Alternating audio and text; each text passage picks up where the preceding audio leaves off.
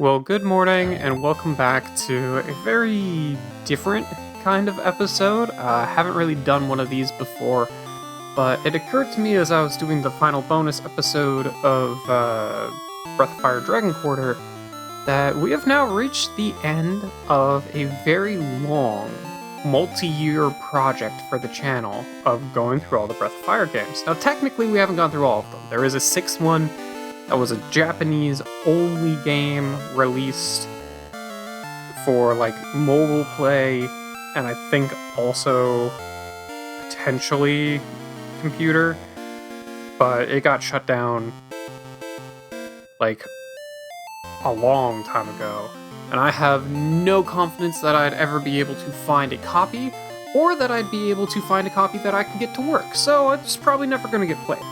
I'm still open to trying if I can figure out how. But now that we've gone through the 5 main Breath of Fire games that are actually available to play, as an American, actually I don't think the 6th one's available to play even if you are in Japan, at least not legally. I wanted to go through the different games and just kind of give my thoughts on them now. And we can go ahead and rank them. Went ahead and used one of those free tier list thingamabobs. I haven't actually done a tier list on the channel, so this is a new one for me, but here we are. So I kind of want to just go through these. I did write down some notes on these, and I wanted to rank them according to my completely subjective experience. So if you have differencing opinions, let me know.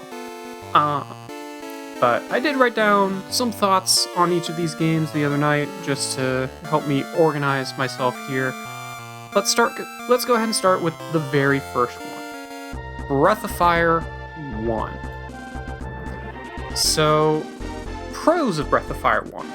It's a very standard RPG. It's very easy to get into, even if you don't know anything about the series, you don't know anything about RPGs. If it's the very first video game you've ever played, it's very easy to get into and figure out what you're supposed to be doing.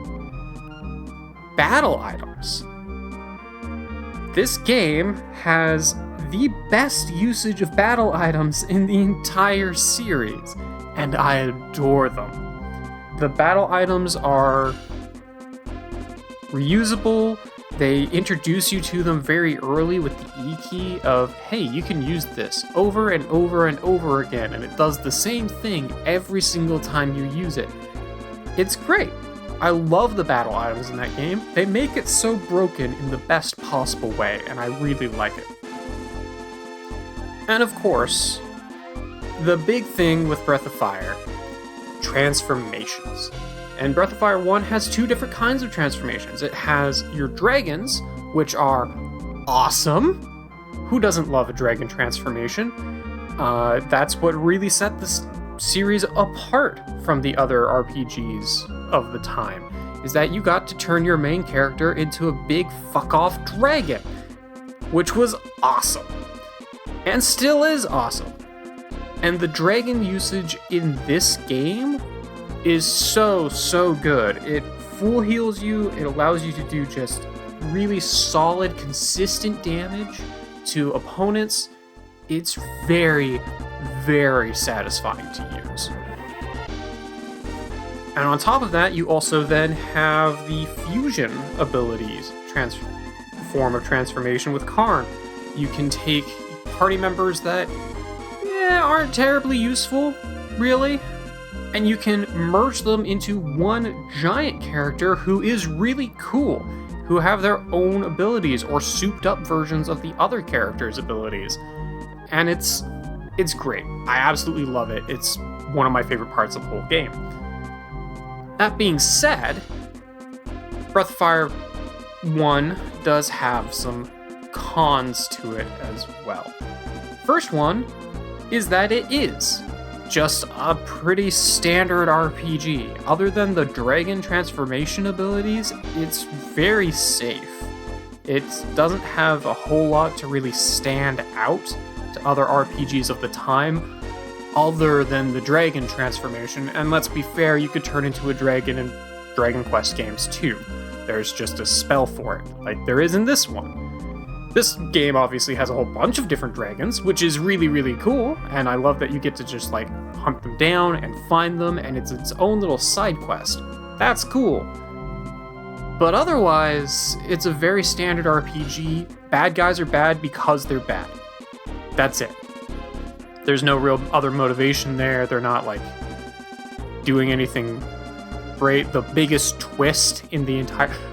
Also, I'm going to have spoilers for every single one of these games, so if you haven't seen any of these and you want to see them, go check the playlist in the comments that has the entire anthology. I'm going to be spoiling the hell out of these games in this video.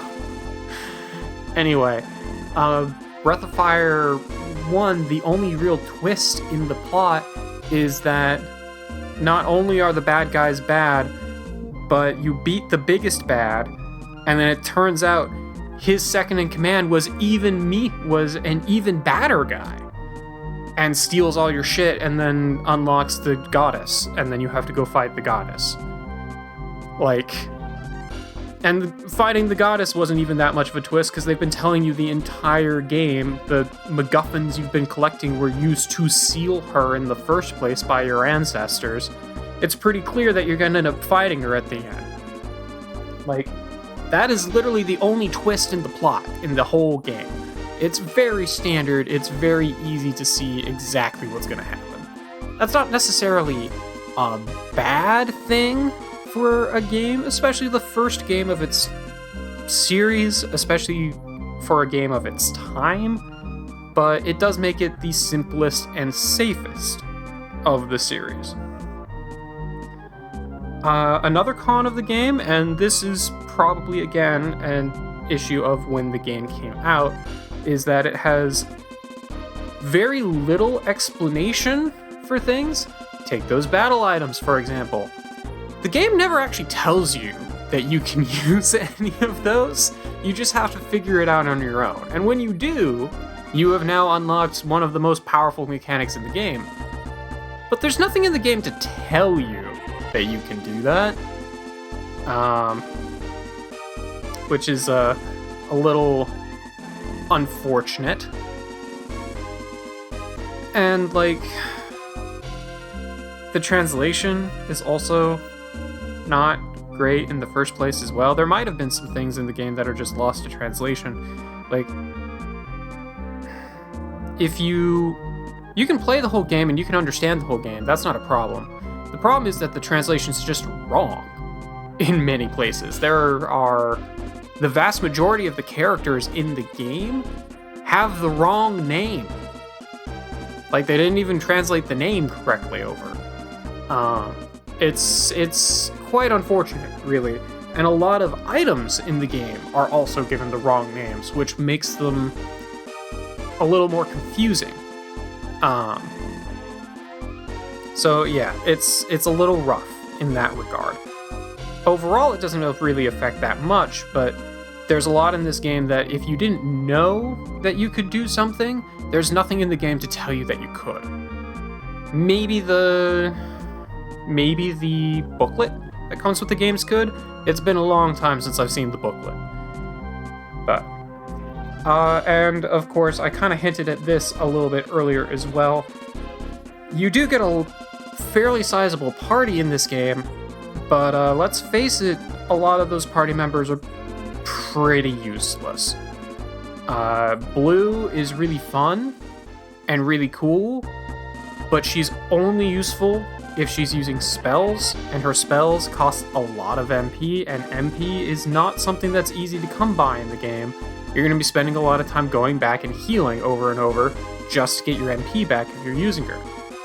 She's very strong, but until you get battle items which completely replace her, you're not going to be using that much MP outside of boss fights, because that's where you really want it.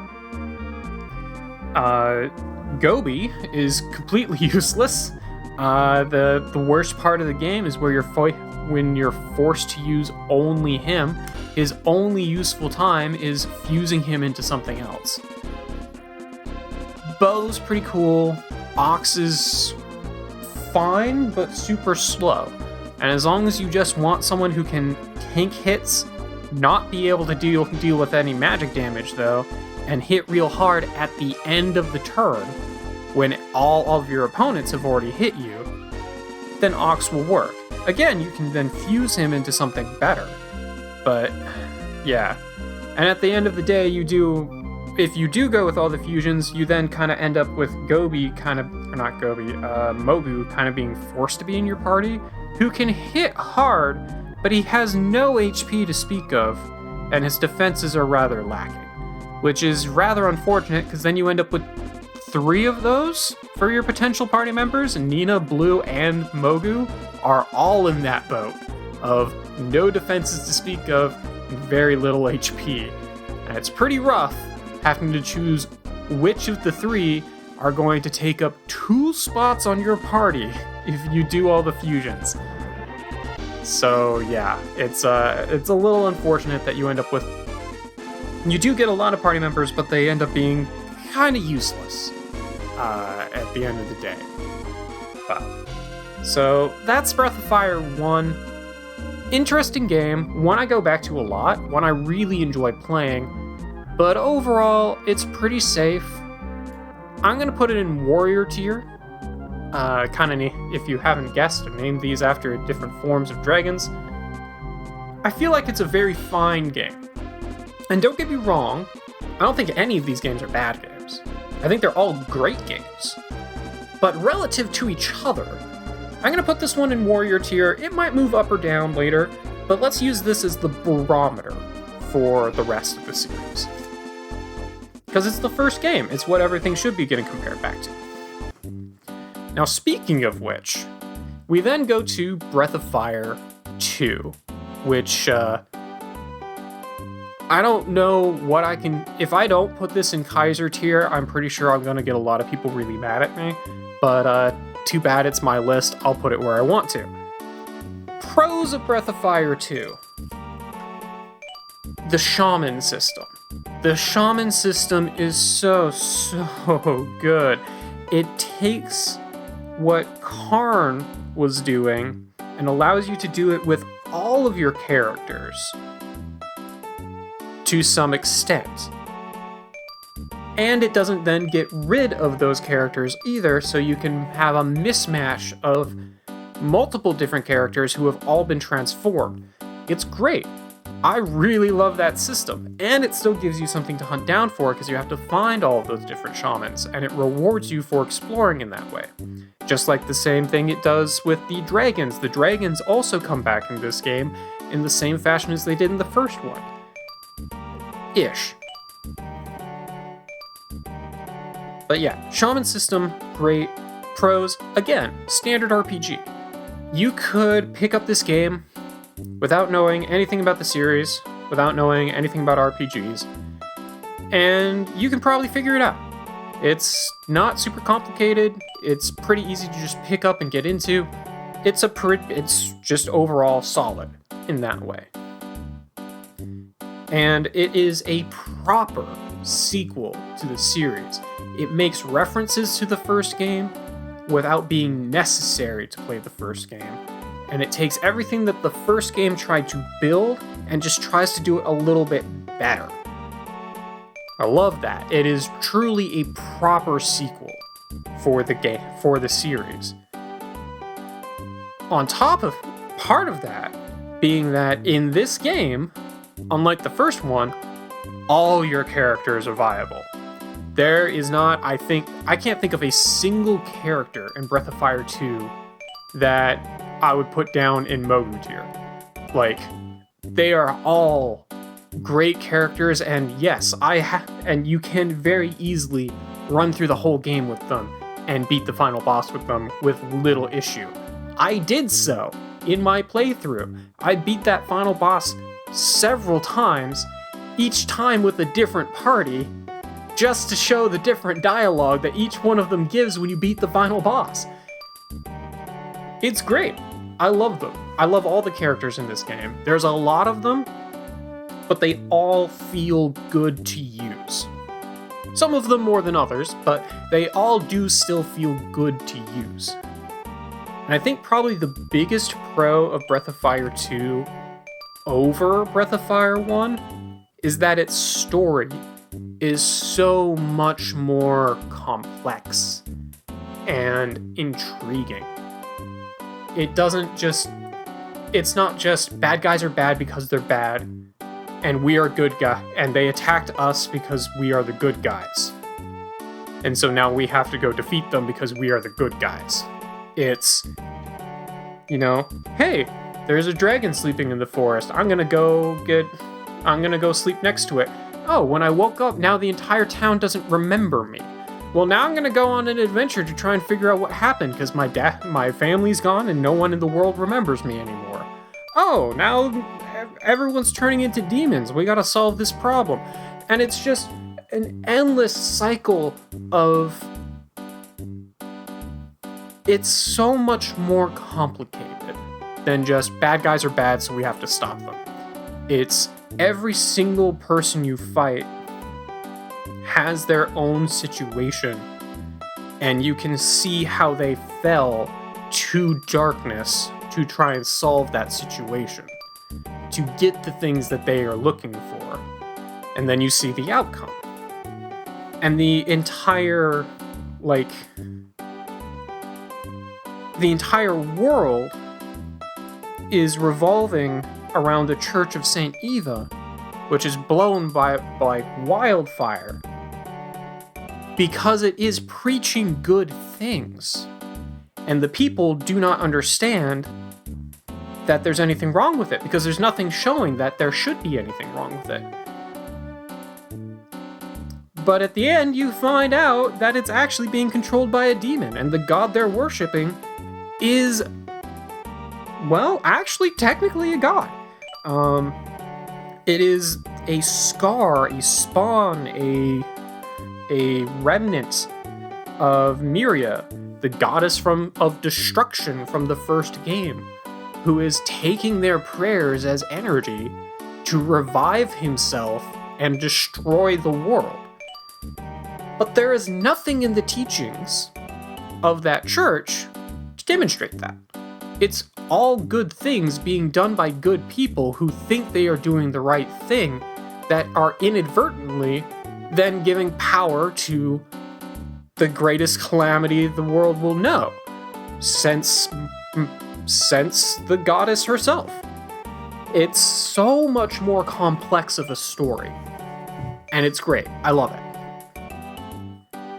However, that then does go into some of the issues with that game, in that it is very, very complex.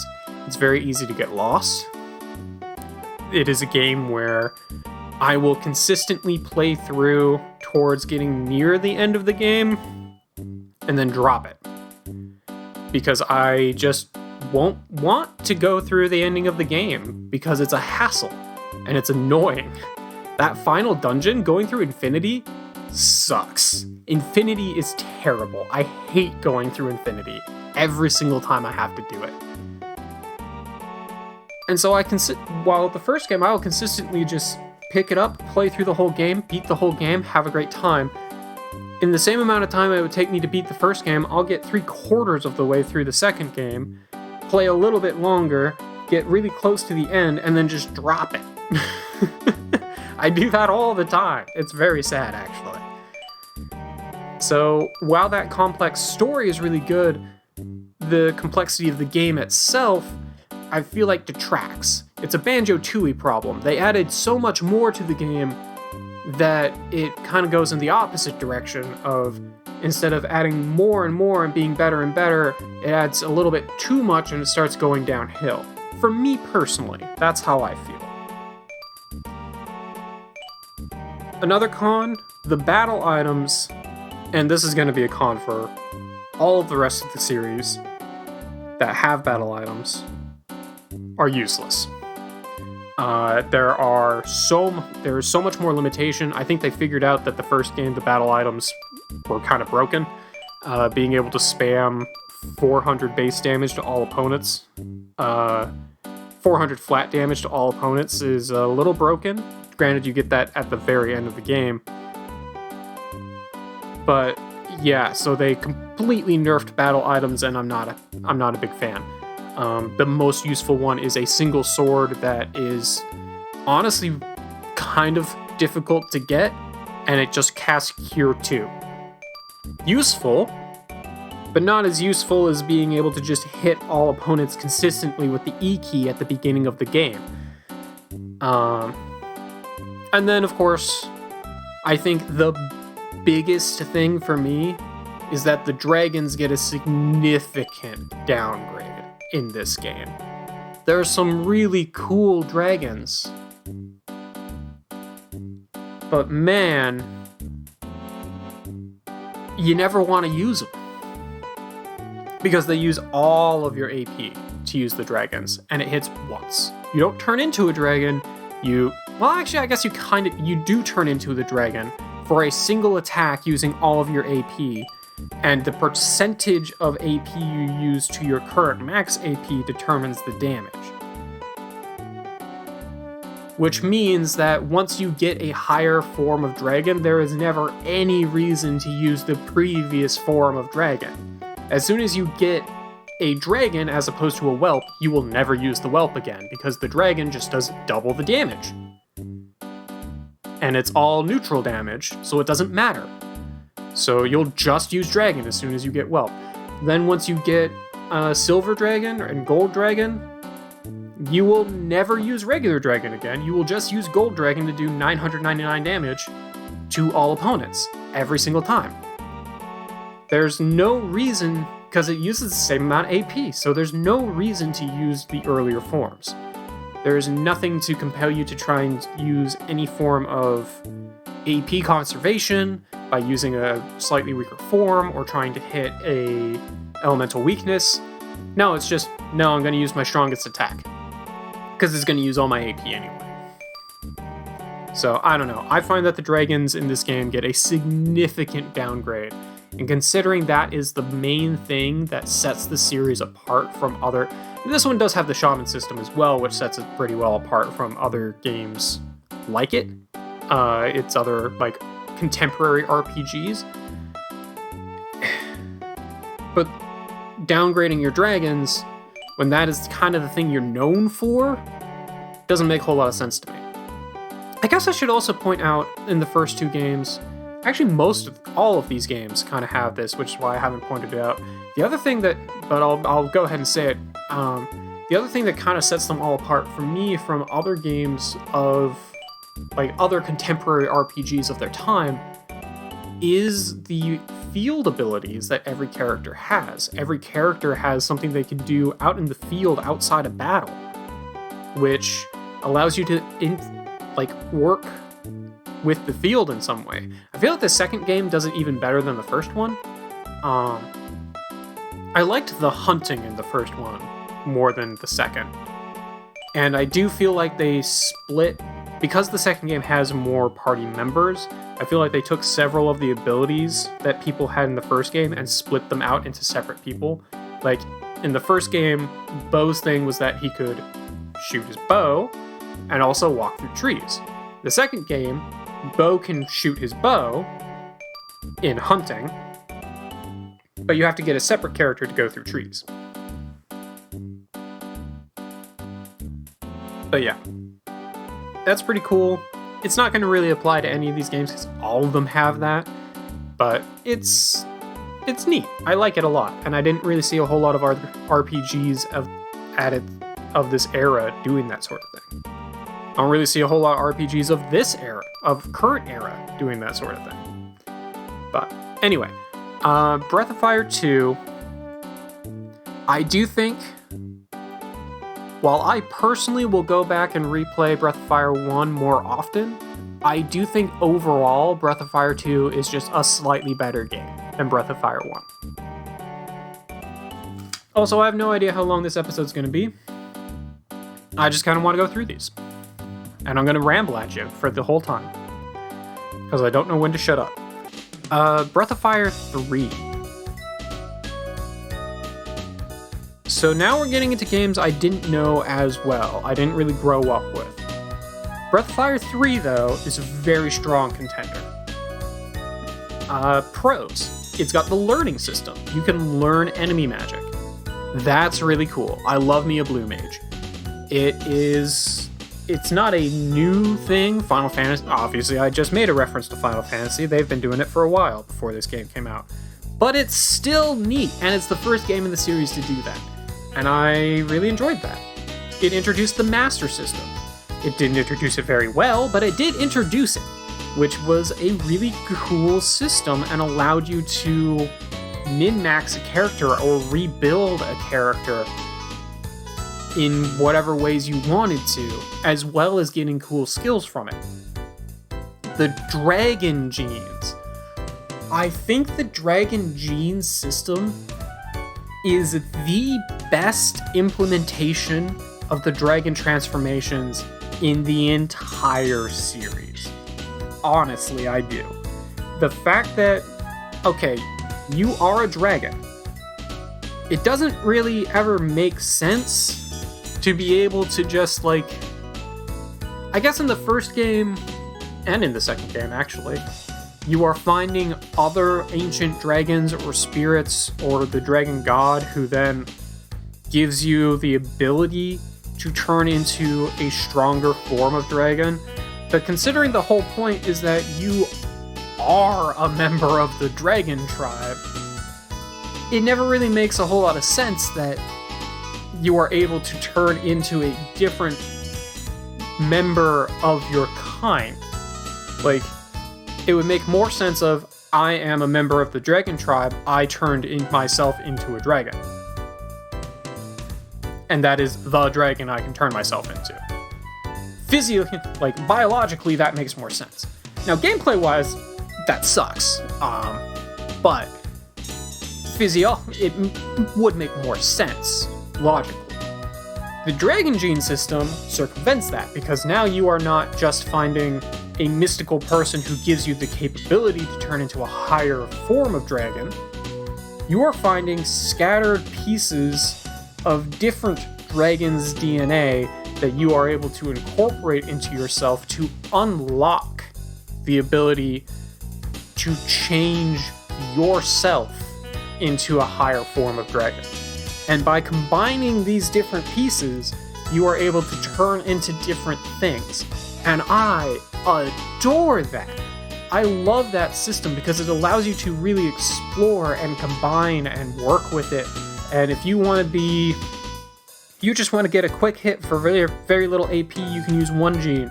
But if you want to hit really, really hard, you can combine up to 3 different dragon genes into some wild combination to do a ton of damage and be able to just massacre the field. It is such a cool way of using the dragon transformation system, and I honestly think it's the best implementation in the entire series. I also think that Breath of Fire 3 might have the best story of them, because, or at least at the very least, it has the best ending for the series. There are multiple endings for all of these games except the last one. Dragon Quarter does not have multiple endings, it just has the one.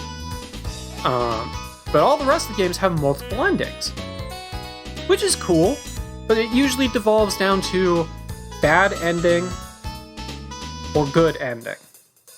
And that's it.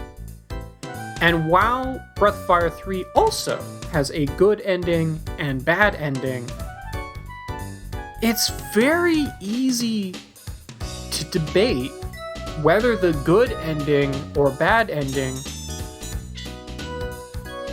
was actually good or bad. Like, the good ending is defeating Miria and allowing the world to make its own choices without a guiding hand and sink or swim on its own. However, Miria is the only thing in this world that is keeping the world from continuing to degrade. And she actually has, outside of massacring the dragon tribe, which has sealed her twice, defeated her spawn, and it has been known to be the only thing that could challenge the gods, making the dragon tribe akin to gods themselves. And those fights are what led to the world starting to decay, especially when the dragon tribes would then fight against themselves. It makes sense that she would then want to get rid of the dragon tribe, who did not fight back when the rest of the world was trying to get rid of them, because they knew that if they did, they would destroy the planet. So you can understand where Miria is coming from in this. She is the only, in the previous 2 games, she was the goddess of destruction. Yes, she was actively working for selfish interests, trying to destroy the world, typically granting wishes to selfish individuals so that she could sit back and watch the world burn because it was entertaining. In this game, though, she is actually doing her job as a goddess, trying to guide the world and protect the world from decaying any further. And yes, she is controlling everything, but the vast majority of the people on the planet don't even know that. They're just living their normal lives under her protection, and they don't even know that she is protecting them. And as part of the good ending, you destroy that protection.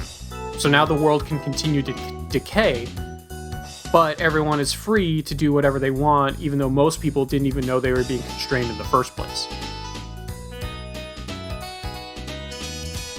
Whereas in the bad ending, Ryu decides, no, let's not destroy Miria, the only actual goddess in this world, who's doing everything possible to maintain the world. And let's not use our power, which has the ability to destroy the world. Let's just hang out. Which is not as satisfying a conclusion for a game, but on this perspective, I'm talking about this way too long. It's a very interesting, but that just kind of goes to show my point. Of all the endings in this game has the most interesting and philosophical endings to it. It's not just, I'm gonna go kill the bad thing because it's bad. It's, alright, well, am I breaking status quo, which could lead to the destruction, which will probably lead to the decay and destruction of the world, but we'd all be free to make that own choice of our own, even though most people didn't even know that that was an option? Or do I let things stay the way they are, where people are overall happy and the world is being maintained and kept from decaying? I don't know. Also, Breath of Fire 3 is the first game in the series to have a proper translation. The first 2 games, I forgot to mention this with the second game, they aren't translated well. The translation is fine to be able to just follow along. It's not difficult to follow what's going on because of the translation, but things are just not named correctly, which can be a little confusing at times. Which is why the first 2 games have the goddess being named Tyr. Her name's Miria. In all of the other games, including the Japanese versions, it's always been Miria. First 2 games just call her Tyr because I don't know why. It was old games, translation was a different thing back in those days. But Breath of Fire 3 also introduced battle formations. Well, I guess they didn't introduce it. They were part of Breath of Fire 2 as well, but Breath of Fire 3 did the battle formations in a way that actually made sense, and the battle formations were really, really solid. Having the different battle formations actually had different effects, and you could set them up to optimize the team that you were using, which was rad. And it also, I feel like, is the only game in the series that really had puzzles. The other games were mostly just dungeon crawling, and you had to use your overworld abilities to get to the next dungeon or town. And occasionally you might need to use, an ability to get a shortcut or a treasure chest or something. In Breath of Fire 3, everyone had an ability that you were not only using in the overworld, you were also using in the dungeons to solve puzzles and find treasures and secret areas. And it was great. I love that. I love being able to do that. So those were awesome. There are some cons to Breath of Fire 3.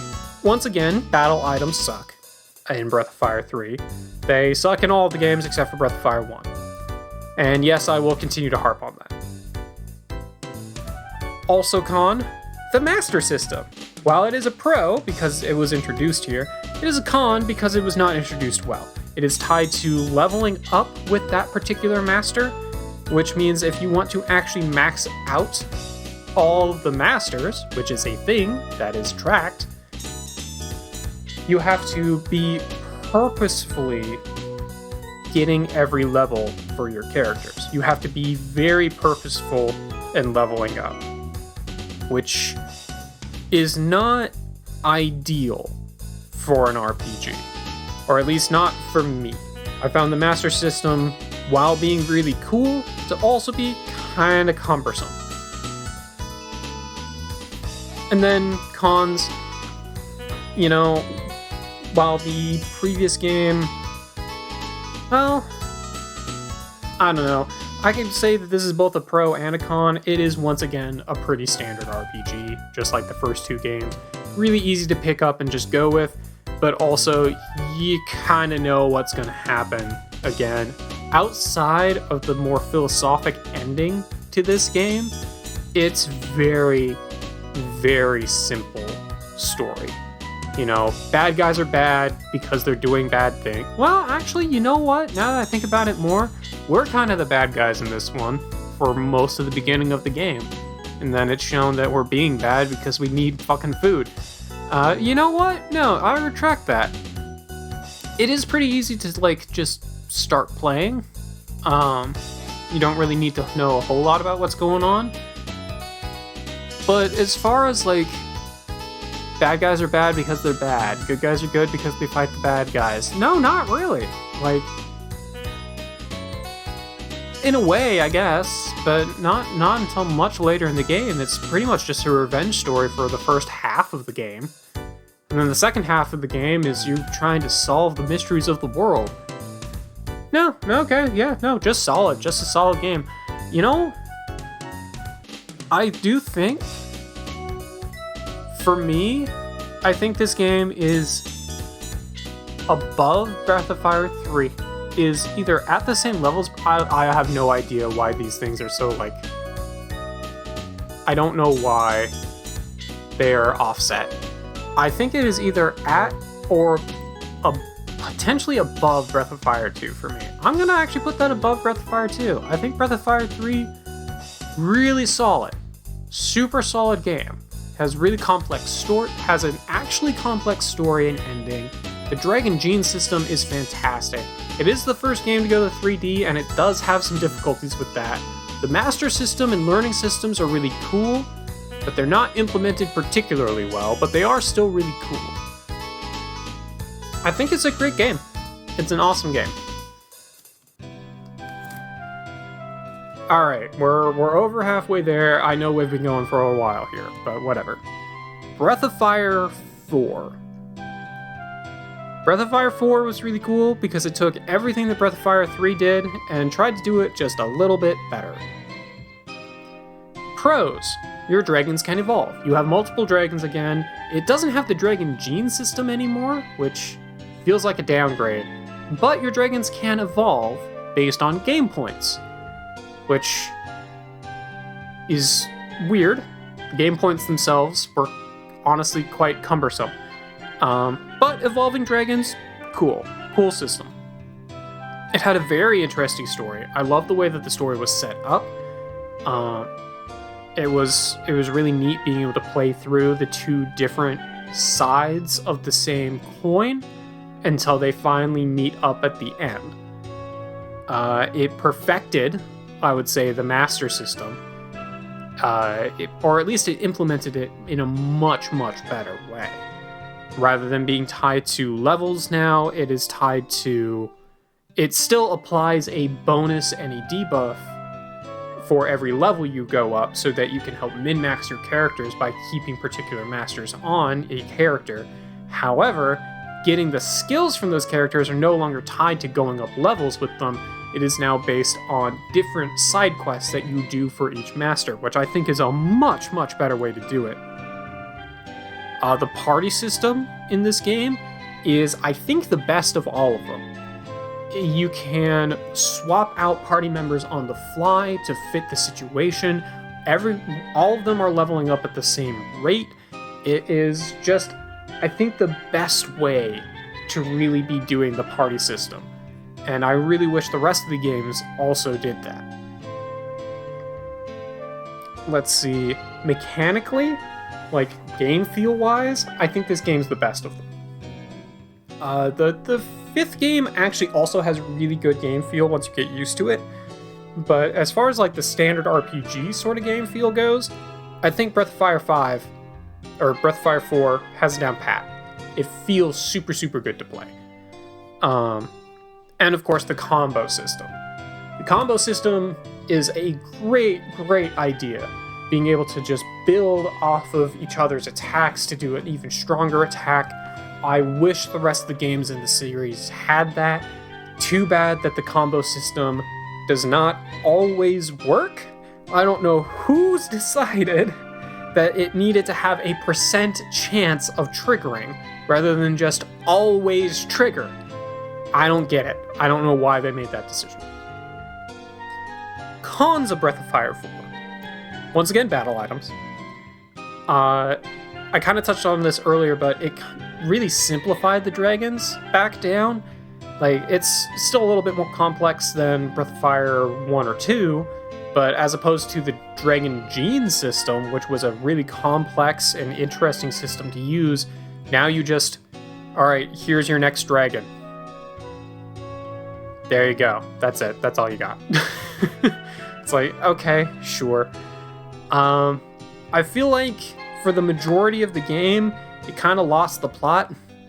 The whole point of the vast majority of the game is that you're trying to find Nina's sister, and that's something that you kind of stick with in the early part, and then it goes completely by the wayside as you're doing other stuff until you finally find her again and you go, oh yeah, we were trying to find her. Well, it's too late. She's pretty much gone now. Like, yeah, it's a Golden Sun, Dark Dawn situation where you set out with a very clear goal in mind, then halfway along, like part of the way through, you get so caught up in everything else that's going on that it gets completely forgotten until it comes back with a vengeance later on. And yeah, it's I don't know. It was weird. Another con was the censorship and mistranslations. This is kind of a recurring problem, but it wasn't one that was nearly as noticed in Breath of Fire 3. As far as censorship goes, I'm not actually aware of any real censorship in any of the Breath of Fire games except for this one, in that there are entire scenes that were just removed for all releases outside of Japan, which is weird. It didn't really detract much, but it was weird that it had to be removed in the first place. And then, of course, some mistranslations leading to, messages being given in the game that weren't really true. Like, I think there's a scene where Ryu and Nina are sitting and talking, and she says something along the lines of, I love Rei. When in the original translation, I believe that was more of a, rather than a exclamation that she was in love with Rei and wanted to be the one to marry him, which is what is implied in the English translation. In the original, it's more of a, I think of Rei as an older brother figure, and I really love him, sort of thing. Especially since, Rei and Nina's sister, I think it was Elena? Don't remember, were in love and wanted to be married. Um, yeah, it's weird. Also weird is Breath of Fire 4 repeatedly was weirdly sexual and inappropriate. I don't know what was going on in that game that made it just... I don't know why they did this, because they didn't do it in any of the other games.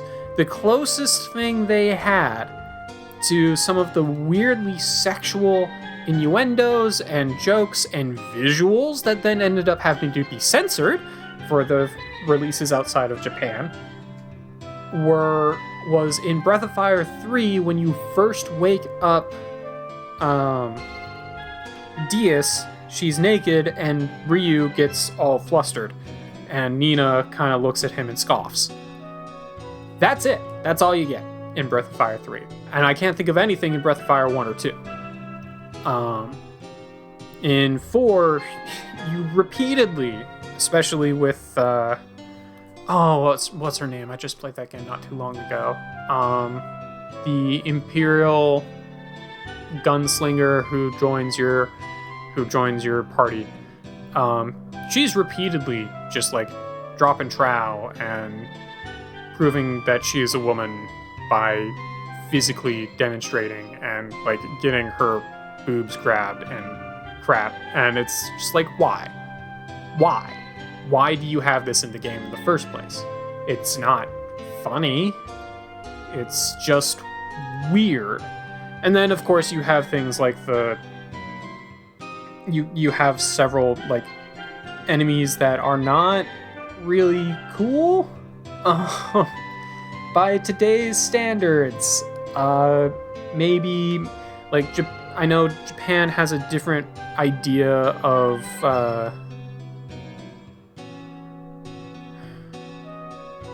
racial stereotyping is different in Japan. Culturally, I get that, but it does not always translate well to other audiences. Yeah, this game has its own Mr. Popo moments. Let's just put it that way. So overall, I do like Breath of Fire 4. A lot of the mechanics of Breath of Fire 4 are just Breath of Fire 3, but better. But it's really hard for me to move past some of the weirdness in that game. And also, I feel like it loses the plot for the majority of the game. That being said, I do think that overall it is really solid. I would put it on a similar tier at Breath of Fire 2. I think it is a game that I would really enjoy replaying several times. But there's multiple points where it just kind of loses me. Yeah. Alright. And then well, actually, do I think it's better than Breath of Fire 1? Mechanically, yes. Mechanically, it's better than Breath of Fire 1. Yeah, no, I think it's better than Breath of Fire 1. I really love Breath of Fire 1. It will always hold a special place in my heart, and I'm more likely to play Breath of Fire 1 than Breath of Fire 4, but objectively speaking, I do think 4 is better. Alright. The last game in the series, I know we've gone almost an hour now, geez. Breath of Fire 5. I'm gonna have to find a lot of background music for this. I'm gonna have to be doing a lot of editing in this. Anyway. Pros of Breath of Fire 5. It is definitely the most unique entry in the whole series. It is anything but a standard RPG, and I do think that plays well to its benefit. It also plays to its cons, but I'll get there later. It's just a very interesting game, and entirely not what I expected.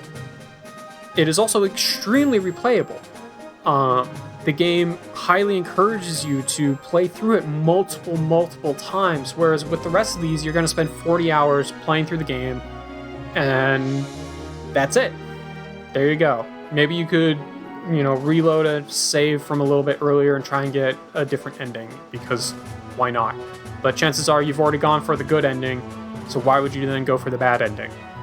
Or maybe you only got the bad ending, even though most of these games you have to make very specific choices to get a bad ending. But Breath of Fire 5, I would say that the game doesn't even really start until your second or third playthrough, until you've beaten the game once, which is very interesting. It's the only game in the series that really encourages and rewards the player to play the whole thing over again. And I will say, the second time you're playing through that game, you are feeling like a master. And that actually goes into the next pro for it. The battle system in this game is very complex, but it feels amazing to master. I had so much trouble wrapping my head around how to properly utilize traps and skills and area of effect abilities. But then you start, you get through the game, and then around the time you do your first reset or your first clear, and then you're going through the game again, you are seeing all these enemies you fought before going, oh, I remember how to deal with you, and I have the skills to do it now. Oh, I can throw down a meat, and then watch you sit there. I can throw down a bomb, run up, slash you, then go up, trigger bomb to do even more damage, to do 10 times the amount of damage it would be doing if I just threw it at you and blew it up out in the field before battle. You can do so much in this game, and you feel like such a badass when you actually get things to work out. It's great. The game feels great to play. Cons. It does not feel like a Breath of Fire game. While this game is so unique, it is really fun to play, it has high replayability, it just does not feel like a Breath of Fire game. It feels like a different game with a Breath of Fire paint job over it, which isn't necessarily a bad thing, but when you're ranking it against other Breath of Fire games, it makes it difficult to rank.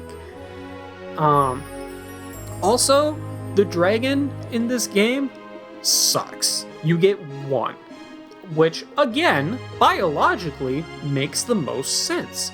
You are unlocking your genetic potential to turn into a dragon. Except in this game, you're not even doing that. You are getting, synchronized by some other entity who is basically infiltrating your body and untapping abilities for you to do things. I don't know if you're even part of the dragon tribe in this game. In fact, according to the wiki, you aren't. As far as I'm aware, there are only 2 members of the dragon tribe, and those are the 2 dragons. Everything else are just people that the dragons synchronized with. Or people that they didn't. But yeah, you turn into one thing, and the game actively, whereas Breath of Fire 2, you would use the dragons very sparingly because it used all of your AP. In Breath of Fire 5, you just didn't want to use dragon at all, because the game actively discourages you from using your dragon abilities. It discourages you from transforming into a dragon, which is the whole thing that Breath of Fire as a franchise is known for. Very bold choice to actively punish the player to turn into a dragon when that's the whole thing that the series is known for doing.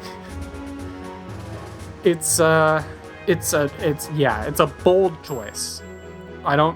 And again, for the story, it makes a lot of sense. But for the gameplay and compared to the other games, it's not great.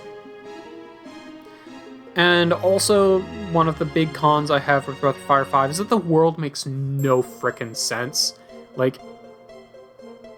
Everyone in the Breath of Fire 5 world is apparently an asshole. Apparently every single person is an asshole. You have the Rangers who exist to protect the people of this world, just going out and nerve gassing entire towns to get at one dude who didn't even know he did anything wrong. Like, what the heck, man? Yeah, it is such a strange game. Everyone in the world seems to be out for you, and no one seems to have any sense of empathy except for your main characters, your party members. It's just so wild. It is absolutely wild. That being said, I liked playing Breath of Fire Dragon Quarter. It did not grip me nearly as much as any of the other games. I would put it on warrior level. I would put it in the same sort of level as Breath of Fire 1, where I could absolutely see myself going back and replaying it on New Game Pluses. I would never want to play this game on a non-New Game Plus again. This game, objectively speaking, other games are better than it, but it holds such a dear place in my heart that I would just love to go back and play it over and over again. In fact, I've been very tempted to go back and play it again. But yeah, I think this is pretty much my tier list. There's not a whole lot of Breath of Fire games on here.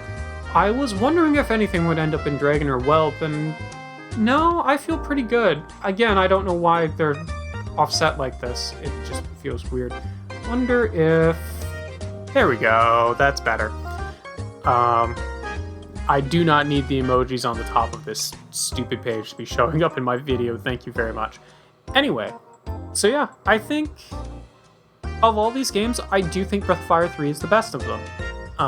It takes everything the other series were trying to do, does a lot of things really, really strongly, has some poor points that then get fixed in 4, but 4 has so many other things that kind of detract that while it does have improvements over 3, overall, I think it is slightly worse than 3.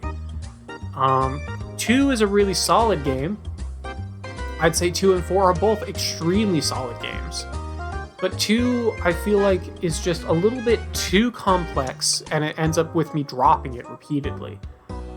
1, the only thing holding 1 back is that it's the first game of the series, and that it's very, very simple. Honestly, yeah, that's honestly it. It doesn't have a whole lot of things that are particularly complex or challenging. It's just a pretty simple, but also really fun romp. And then Dragon Quarter is very complex, but is the only game in the series that really rewards the player for playing through it multiple times. However, that also means that that is also a bit of a con in that the game doesn't really start until you've beaten it once, which is a little daunting if you're planning to get into the game for the very first time, in that you then know that it really doesn't even start until you've already beaten it before. In fact, I feel like almost the best thing to do if you are going to start Dragon Quarter for the very first time is to find someone else who has beaten it and has a clear save data from at the very start, and to just play from their clear save data, with like all the fairy village already unlocked, and like moves already acquired and whatnot. It's such an interesting game, but it just doesn't feel like Breath of Fire. But yeah, I've rambled for like an hour now. This is my Breath of Fire tier list. If you disagree or want to make your own, let me know in the comments. Let me know where you would have placed some of these games. I am still very interested to see if I can ever get a copy of Breath of Fire 6 working. I highly doubt it, because not only would I have to find it in like an APK graveyard, I'd also then have to find a fan translation, and then also get it working. But I'll continue to look into it and see if I can figure anything out there. But yeah, overall, I love this series, and I don't know what my next, long project will be. At some point, I do want to go through all the Final Fantasy games, but that'll take forever. I have them all. It'll just take forever. I'd also love to go through all the Dragon Quest games, but again, that'll also take forever. One that might be... One that's a little bit less known that I really enjoy is that might be what I actually do, is go through the... Why is my brain blanking on this? Grandia. Go through the Grandia series. The only unfortunate thing with the Grandia series is that of all the ones I've played, the first one is still the best. But, maybe that'll be my next project. Go through the Grandia games. Because there's not that many of them. But, I don't know. Either way, hope you guys enjoyed the Breath of Fire Anthology. And, because I did. It was a great time. And I will see you guys in the next series.